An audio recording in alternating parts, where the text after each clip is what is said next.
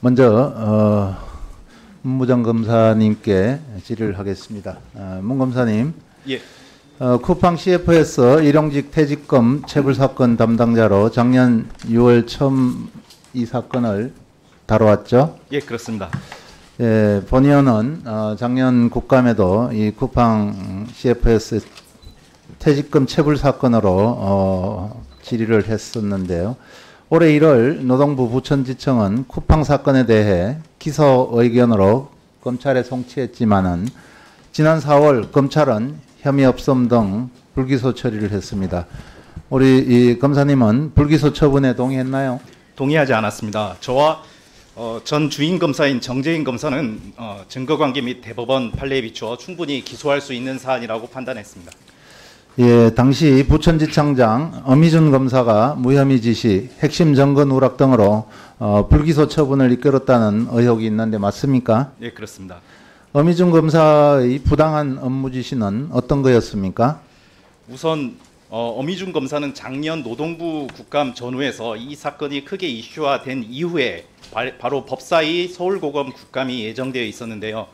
그때 이제 저희 수사팀으로부터 이 사건에 관해서 보고를 받았습니다. 보고를 하는 과정에서 노동부에서 2024년 9월 26일 압수수색한 그 압수수색 결과가 되게 중요한 자료가 확보되었다는 것을 이미 알고 있었습니다. 그러다가 올해 2월 3일 날 주인 검사가 좀 떨리는데요. 2월 3일 날 주인 검사가 교체가 됐는데 교체가 된 직후인 2월 21일 날 오전 9시 31분경에 저한테 어떤 결론이든 상관없으니 대검 보고를 통과하기 위해서 보고서를 작성해달라. 본인은 결과만 보고받겠다라고 얘기를 했습니다. 바로 그날 11시에 부장 모르게 주인 검사를 청장실로 부른 다음에 최근 언론 보도에 나온 것처럼 무혐의 수사 가이드라인을 전달했던 것입니다. 그리고 네. 그 무혐의 수사 가이드라인에 따라서 대검 보고용 보고서에 핵심 압수수색 결과가 누락 빼라고 지시를 했고 누락된 상태로 대검에 보고가 됐고 최종 불기소 처분이 된 사안입니다. 그렇기 때문에 저는 아주 이례적인 이런 처분 과정에 문제 제기를 했고 요거는 부적절한 것을 떠나서 범죄 행위까지 이어진다고 판단해서 진정을 하게 되었습니다.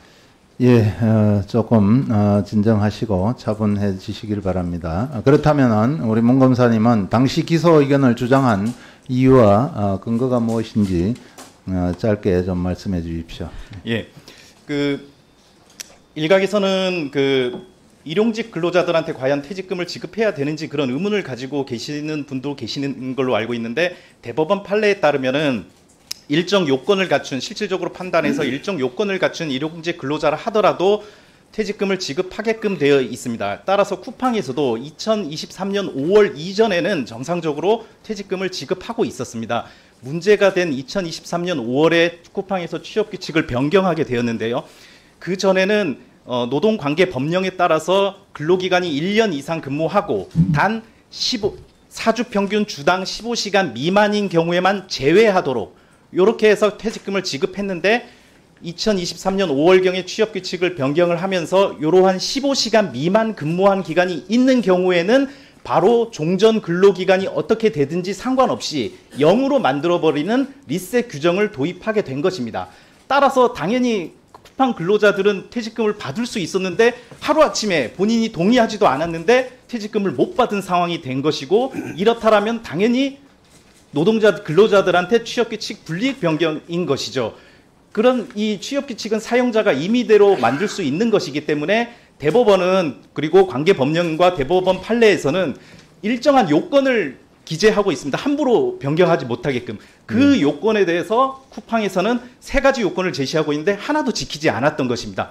더군다나 노동청, 부천지청에서 확보한 압수수색 영장 결과에 의하면은 쿠팡의 내부 의도까지 파악할 수 있는 압수수색 결과까지도 있었기 때문에 이거는 기소함이 매우 상당했었고 그래서 담당 근로감독관도 기소 의견으로 송치했고 전 주인검사와 저도 당연히 근로자 퇴직급여 보장법 위반으로도 기소할 수 있고 또 한 가지 혹시라도 계속성, 상근성의 요건이 탈락됐을 경우에는 근로기준법 위반으로 적용해서도 충분히 기소할 수 있다라고 판단했었습니다. 그래서 기소 의견을 가장 강하게 주장했던 것이고요. 이상입니다. 예, 그래서 취업규칙 변경으로 퇴직금을 줄이면 얼마나 인건비를 세이브할 수 있느냐 이런 쿠팡 내부 자료를 확보하자는 의견을 제시했는데 이것도 묵살됐죠. 예, 그렇습니다.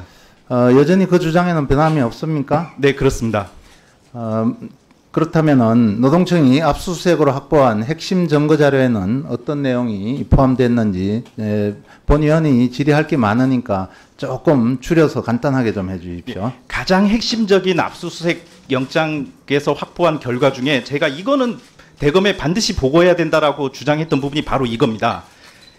어떤 워딩이냐면은 일용직 사원들에게 연차, 퇴직금, 근로기간 단절의 개념을 별도로 커뮤니케이션 하지 않으며 이의제기 시 개별 대응하라라는 그런 내용입니다. 요런 워딩은 즉 이 근로기간 단절의 개념, 언론에 나오는 근로기간 리셋하는 거랑 동일한 맥락인데요.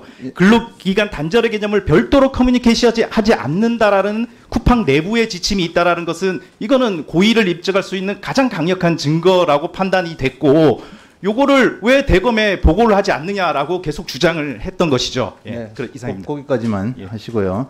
이 밖에도 24년 9월 26일자로 진행된 노동청의 쿠팡 압수수색 정보가 사전에 유출됐다는 의혹이 있습니다.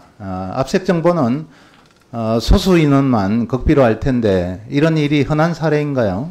또 어떤 경위로 압수수색 영장이 사전 유출됐다고 추측하는지 요것 그냥 단문으로 좀 답해 주시기 바랍니다. 예, 부천지청에서 제 상관은 어미준 청장과 김동희 차장이었는데 김동희 차장이 쿠팡을 변호하고 있는 김현장하고 변호인하고 친분 관계가 있었습니다.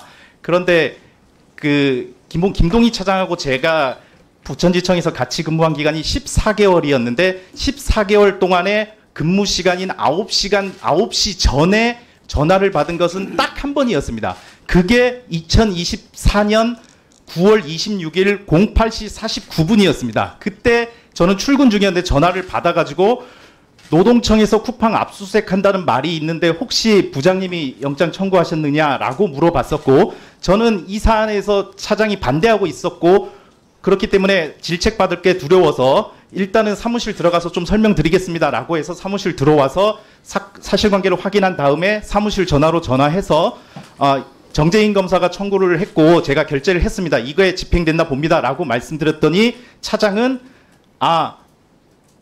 나중에 대검에서 알게 되면 한 소리 할 텐데요. 일단 알았습니다라고 해서 전화를 끊었습니다. 네, 그 압수수색 영장 집행 계획이 사전에 유출되는 것은 있을 수가 없는 일이죠. 예, 그렇습니다. 네, 이게 매우 심각한 문제이기 때문에 진정서에 포함하게 된 거죠. 예, 그렇습니다. 예, 다음은 정종철 CFS 정인 노동부에서 작년 2차례나 쿠팡 취업규칙 리셋 규정을 법률 검토를 받았습니다. 정리하자면은 쿠팡이 일용직 노동자의 퇴직금을 지급하지 않기 위한 변경한 취업규칙은 위법하다는 것입니다. 대표는 이 사실을 인정합니까? 우선 노동부에서 그런 질의심 받았던 모르는 상태입니다. 제가 모르는 상황입니까? 네네. 그러면 대법원 판례 노동부 행정해석을 비롯해서 이번 노동부 자문 결과까지 종합해 보면은 쿠팡의 일용직 노동자 모두 퇴직금 지급 대상이라는 데는 이견이 없는 걸 알 수 있었을 텐데요. 앞으로도 노동자들에게 불합리한 취업 규칙은 폐기해야 마땅하다고 봅니다. 반드시 일용직 근로자 퇴직금 지급 검토를 해서 빠르게 최대한 빠르게 지급하기 바랍니다. 지급 대상과 규모도 파악해서 의원실로 보고하기 바랍니다. 그렇게 하시겠습니까? 이거는 저희가 좀 설명을 드리면 저희들이 원래 아까 우리 참고인께서도 말씀드린 것처럼 일용직에 관해서 어떻게 할지에 관한 명확한 기준이 없습니다. 그러면 지금 제가 잠깐만 의원님. 그래서 저희들은 저희 의도는 마지막에 답변하십시오. 그러면은 저희 의도는 그러니까 좀 이따 다시 네네. 답변하십시오. 제 질의가 끝나고 나면은 네. 문지석 검사님은 예. 노동부가 지난해 쿠팡 취업규칙과 관련해서 법률 검토를 받았다는 사실을 알고 있습니까? 최근 언론 보도를 통해서 알게 됐습니다.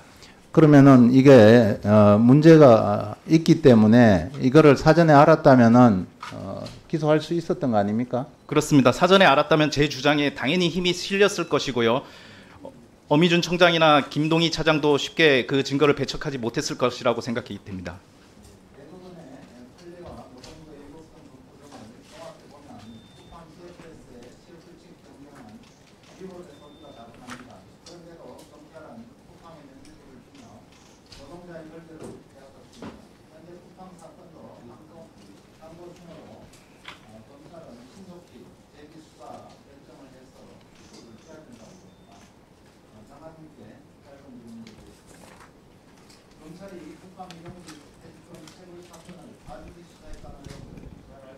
잘 알고 있습니다.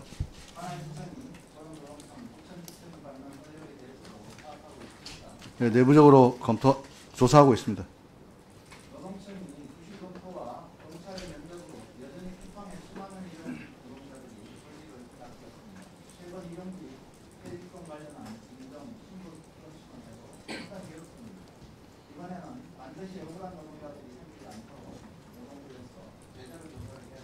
그렇게 하겠습니다.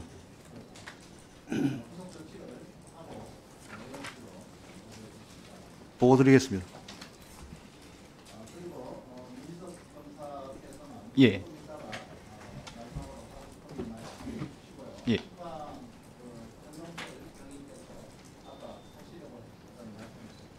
네, 그래서 이제 원래 저희 의도는 그 퇴직금 지급 기준을 명확히 하자는 취지였는데 저희 의도와 달리 많은 오해와 혼선과 이런 이슈들이 발생한 거에 대해서 죄송스럽게 생각합니다. 그동안 위원님이 계속된 지적도 있으셨고 또 여러 우리 또 일용직 근로자들의 처우 개선을 위해서 이번에 저희들이 다시 원복하는 걸로 그렇게 의사결정을 했고요.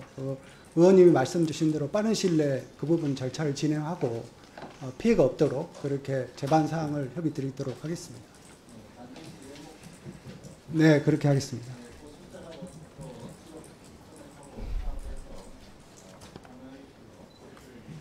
네, 파악되는 대로 바로 보고 드리도록 하겠습니다.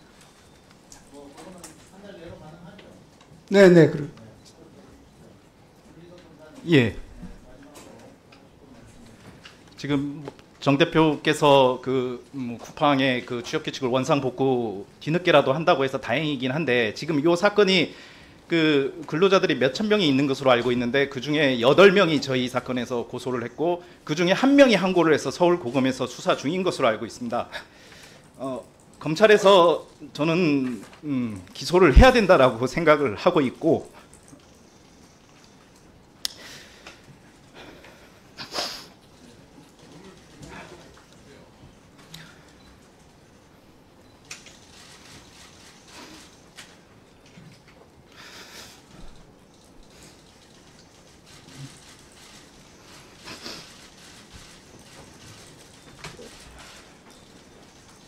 자, 참고인 진정하시고 천천히 말씀하셔도 됩니다.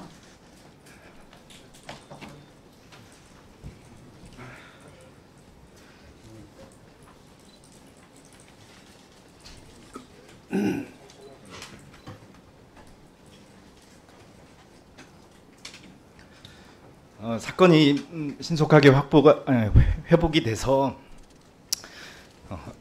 사회적 약자인 근로자들이 그 200만 원 정도 되는 퇴직금이라도 좀 신속하게 받게 됐으면 좋겠습니다. 그리고 이 과정에서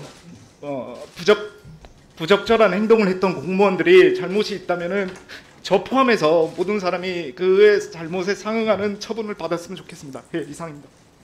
네, 문준석 검사님 용기 있는 발언해 주셔서 고맙습니다. 네, 죄송합니다.